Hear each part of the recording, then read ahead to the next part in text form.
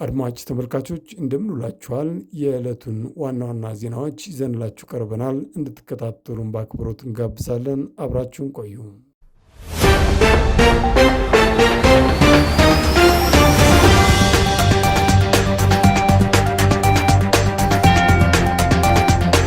የጋምቤላ ክልላዊ መንግስት ሁሉም የመንግስት መስሪያ ቤቶች ሰራተኞቻቸው ወደ ስራ መመለሳቸውን እንዲቆጣጠሩ ማሳሰቢያ ሰጠ።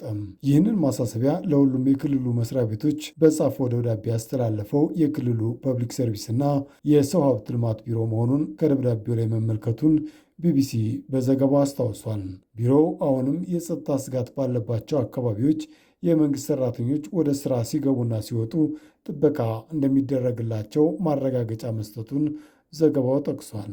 የክልሉ መንግስት ሰራተኞች ወደ ስራ እንዲመለሱና መስሪያ ቤቶችም ሰራተኞቻቸው በስራ ገበታቸው ላይ መገኘታቸውን እንዲያረጋግጡ ያሳሰበው የመንግስት መስሪያ ቤቶች በተለይም በጋምቤላ ከተማ በኢታንግ ልዩ ወረዳና በጋምቤላ ወረዳ በተከሰተው ግጭት ለ3 ሳምንታት ስራ አቁመው ከቆዩ በኋላ ነው።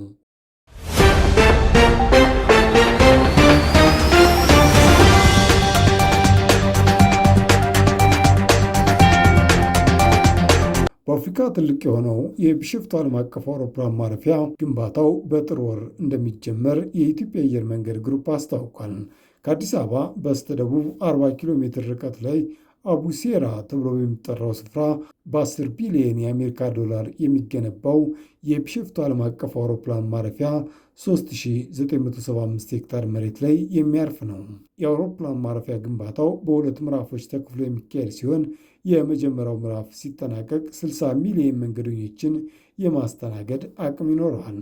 ሁለተኛው ምዕራፍ ግንባታ ሲጠናቀቅ ደግሞ አውሮፕላን ማረፊያው በዓመት 110 ሚሊዮን መንገደኞችን ማስተናገድ የሚችል ነው።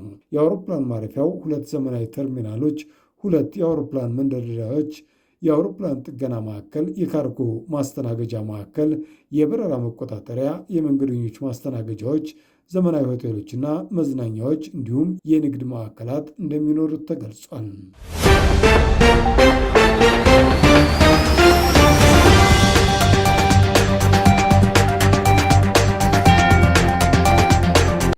ጅቡቲ በሶማሌላንድ የሚገኘውን የዲፕሎማቲክ ቢሮዋን መዝጋቷ ተሰማው።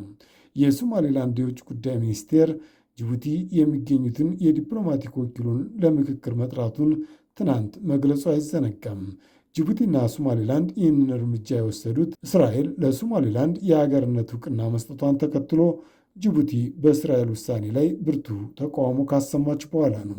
የሶማሌላንድ መንግስት ሶማሌላንድ ከእስራኤል ላገኘችው እውቅና ፍልስጤማውያንን ለማስፈርና ለእስራኤል ጦር ሰፈር ለመስጠት ተስማምታለች በማለት የሶማሌው ፕሬዚዳንት ሐሰን መሐመድ ያቀረቡትን ውንጀላ አስተባበለም።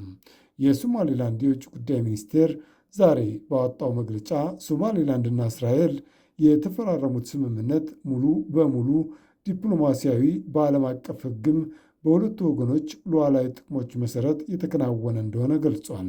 የሶማሊያው ፕሬዚዳንት ውንጀላ መሰረተ ቢስ ነው ያለው የሶማሌላንድ የውጭ ጉዳይ ሚኒስቴር የውንጀላው ዓላማ ዓለም አቀፉን ሕብረተሰብ ማሳሳትና የሶማሌላንድን ዲሞክራሲያዊ ግንኙነት መሸርሸር ነው ብሏል።